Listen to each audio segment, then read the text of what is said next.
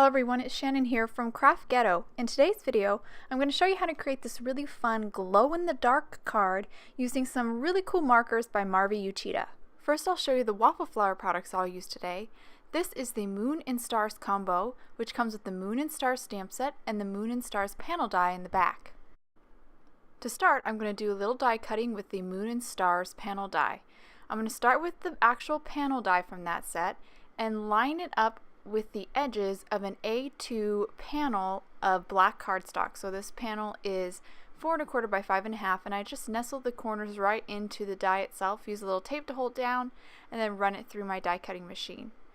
You'll see when I peel off the tape here and remove the die, it cuts out the panel perfectly.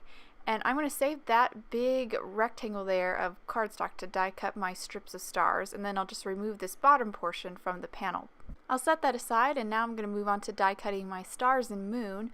I'll grab the dies here, place them on that scrap of black cardstock, and then run them through my die cutting machine.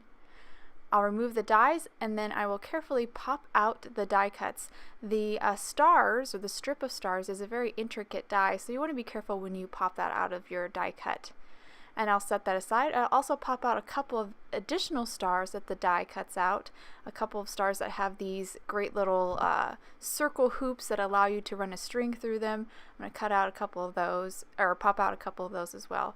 I'm also going to die cut that whole set of dies one more time there, so I have another strip of stars and a couple more of those additional stars. And I'll set all that aside.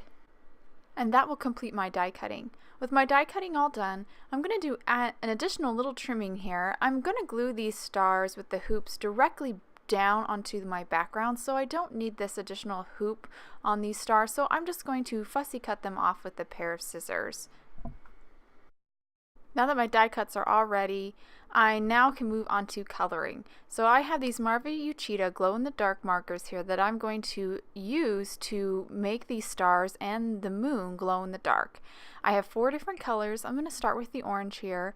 I've already got these flowing, but when you first get these markers, you do have to kind of press down on a hard surface like your table. Make sure there's a paper underneath to get that ink to release and start flowing out of the marker. To kind of hold some of these really tiny stars in place, I'm using a pair of tweezers just to kind of hold them down while I color the stars in.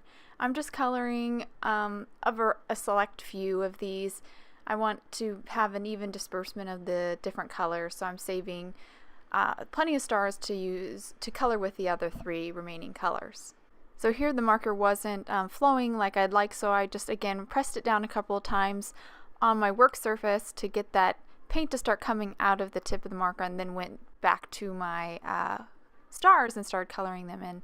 And this is kind of a green color. I have an orange, a green, a very almost like white color, and then a blue. So I have 4 different glow-in-the-dark markers, which I think is kind of cool. They're very soft colors, and sometimes the camera doesn't catch them, the differences in them very much, but you can definitely tell in person. So here I pressed a little too hard and I have too much blue, so I decided to not waste the paint, and I'm using a paintbrush and picking up that paint that's on my work surface to color the other stars.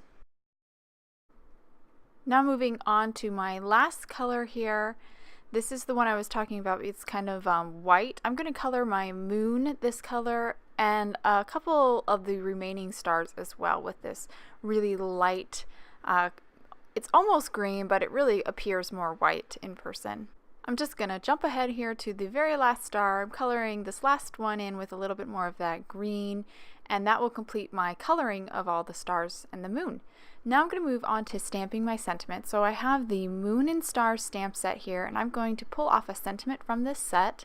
I also have my panel that I die cut earlier mounted here in my MISTI, and I'm going to line up this stamp on that middle, the center strip that the panel cuts out, and I'm going to heat emboss this. So I've now picked up my stamp. I'm now applying some anti-static powder. That's going to ensure that the embossing powder sticks only where the sentiment is stamped.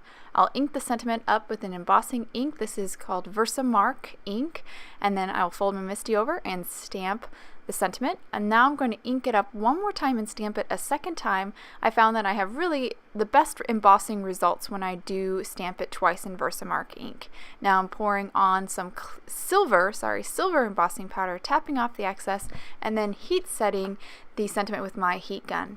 And I'll just hold up to the camera so you can see the embossing results.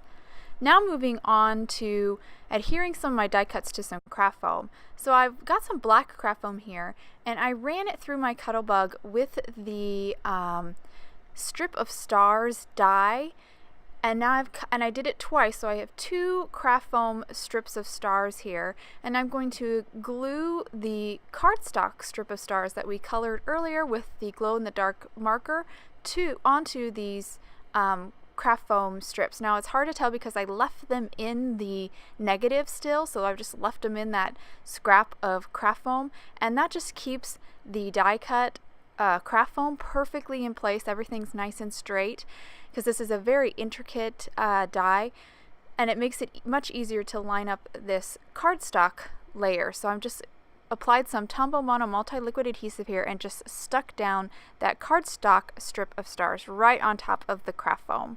And I'll do the exact same thing for this other strip of stars as well. I also die cut the moon out of craft foam, and I'm sticking my colored moon onto the craft foam as well. I'm going to set that all aside and move on to my panel. So I have some more black craft foam here. I'm going to grab a pair of scissors and cut a very long, thin strip from this craft foam. It's going to be a little bit less than a 1/4 inch wide, and I'm going to adhere this to the back of the panel. There, at the top and the bottom of the panel is where I'm going to adhere those strips of stars. So these sides are unsupported.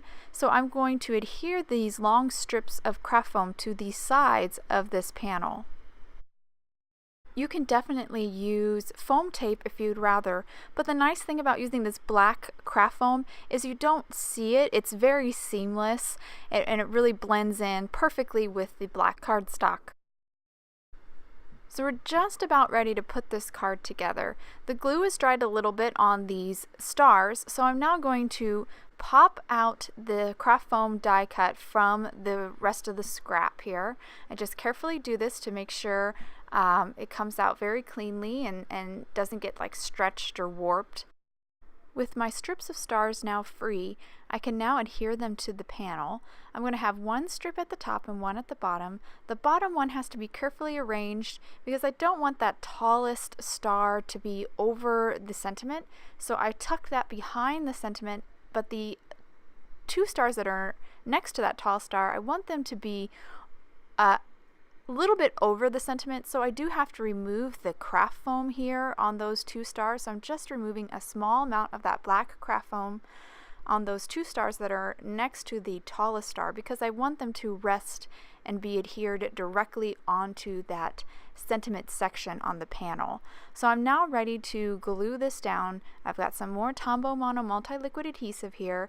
I'm just going to stick it to the back side of my panel and then adhere my strips of stars down, making sure that that tallest star is tucked behind the panel and the rest are in front of the sentiment. And for those 2 stars that I adhere directly to the panel, I just take a little bit more of my liquid glue and carefully lift up the stars, add it to the back of the stars, and then stick them down onto that center strip of the panel. Now I'm going to move on to adhering the top strip of stars. There's nothing I have to make way or cut around because that whole top portion of the panel is free. So I'm just going to glue those strips of stars down right down at the top. I'm now going to add some more support to the back of the panel. I'm going to grab some more craft foam here and cut some little strips to fill in just the little openings that I have in the frame. So I'm using some more of that 1/4 inch strip of craft foam that I cut earlier and kind of filling in any little gaps that I might have in the frame just to make sure it's really supported so it doesn't get crushed or kind of smushed when it's mailed. And then I'll use some of this scrap a black craft foam that I used to cut my stars out of and just trim it down a little bit here and use it to support the center part or this sentiment part of the panel as well. And once I stick down my last little piece here, I'll hold it to the camera so you can kind of see The whole back of the panel now pretty much has some black craft foam, so it's completely supported. So now I'm going to add some more glue to the back of the panel. So I'm adding it to all those craft foam pieces, and I'm going to adhere this down to an A2 top folding black card base. After I stick it down here, I will hold it down with my hand just for a little while till that glue sets a little bit, and then I'll move on to gluing my moon down. And my moon also has that craft foam behind it, so it also has some nice dimension as well. And last but not least, I have all those stars that I colored earlier that I would like to stick down as well, so I'm just putting little dots of glue down and grabbing those stars and placing them around on the background. And these stars have no dimension, so they're glued directly flat to the card base. This ends up creating some really nice layers and adds some depth to this starry night scene. Now that I glued down that last star, I'll hold up the card to the camera so you can see all of our coloring and our beautiful die cuts. I really like how this card turned out, but the fun glow-in-the-dark part is too cool. So I'm going to turn off the lights here, and you can see the card with the lights off. You can definitely see the glow-in-the-dark stars. It's even better in person. The stars and moon are even brighter, and you really get to see the cool layering that we get by having some of the stars on craft foam and some of them flat on the card base. So I hope you guys enjoyed today's card and video. If you want any more information on the products I use, please visit waffleflower.com, and you can follow us on YouTube, Instagram, and Facebook for more creative ideas. Thanks for watching.